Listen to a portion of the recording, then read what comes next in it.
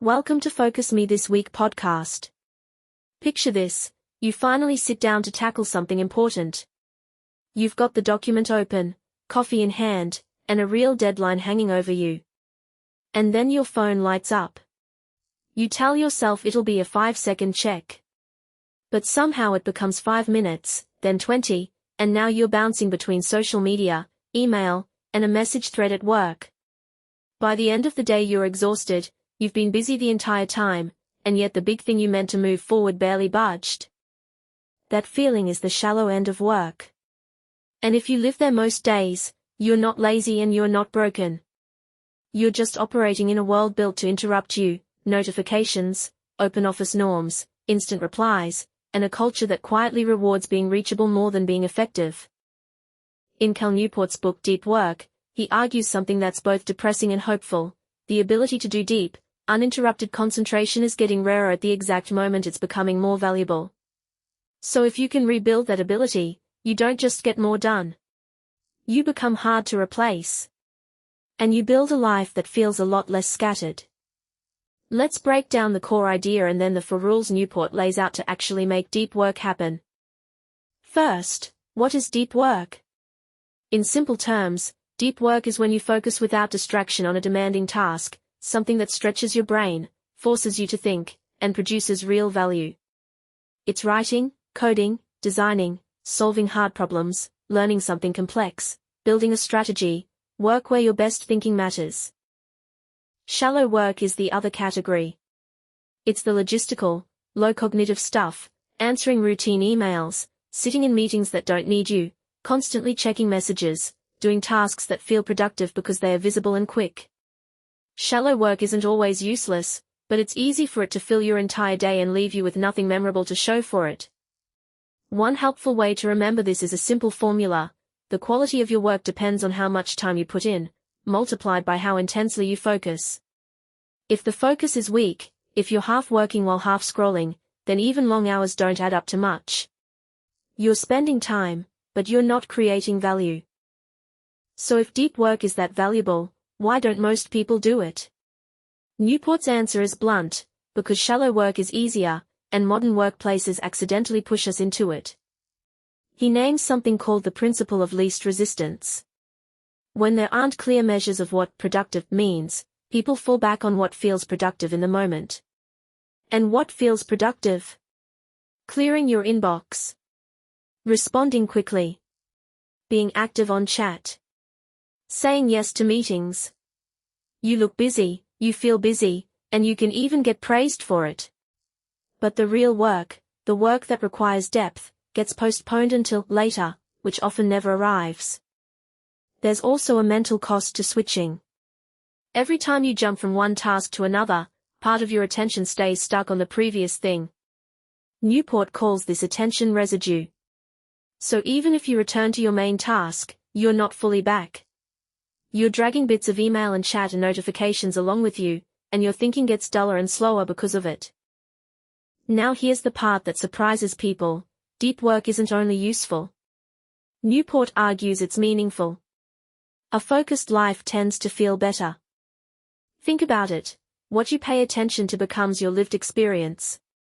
If your attention is constantly pulled toward drama, feeds, breaking news, and an endless stream of small requests, your life feels frantic and fragmented.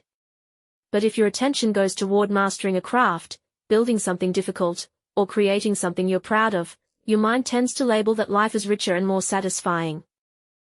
This connects to the idea of flow, studied by psychologist Mihaly Csikszentmihalyi.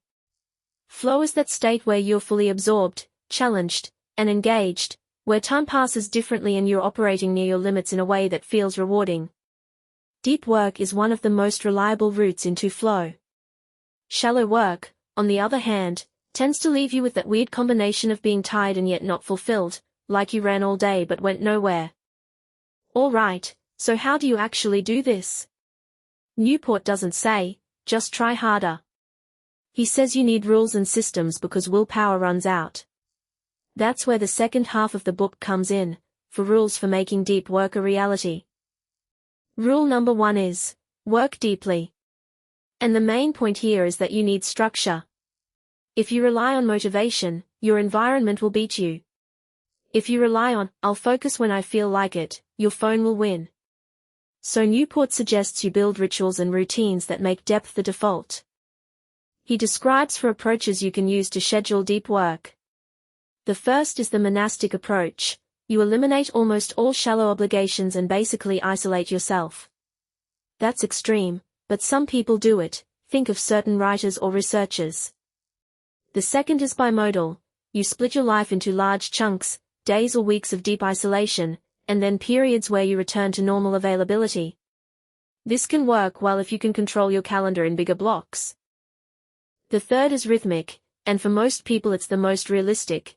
You create a daily habit. Same time, same place, same rules. For example, 90 minutes of focused work every morning before you check anything else. It's not glamorous, but it's powerful because it removes decision-making.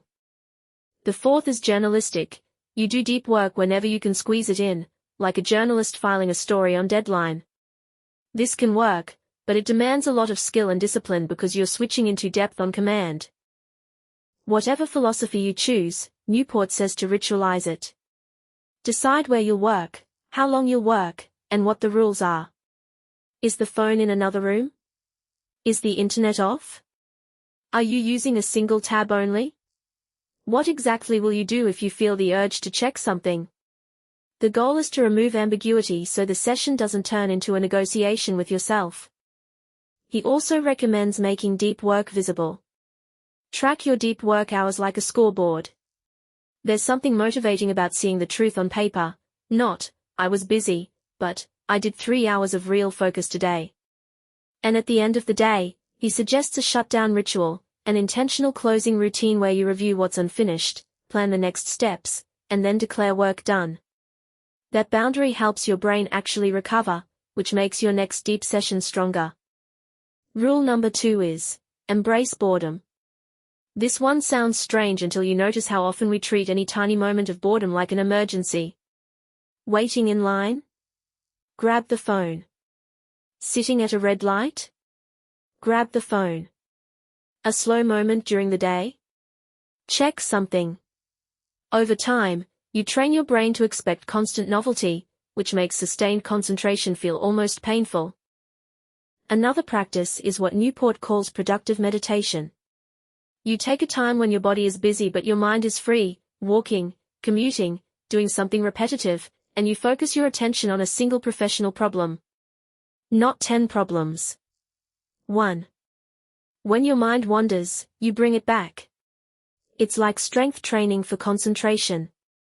He even mentions memory training, like learning to memorize a deck of cards, not because everyone needs party tricks, but because it forces sustained attention and reinforces the ability to stay with one thing without bailing out for stimulation.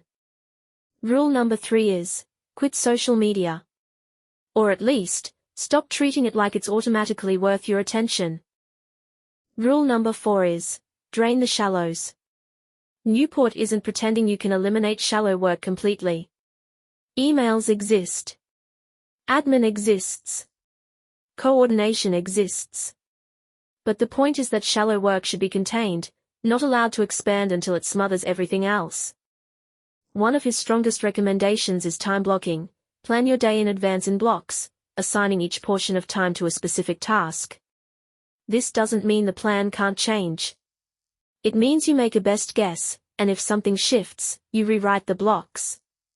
The value is that you're deciding what matters instead of letting requests decide for you.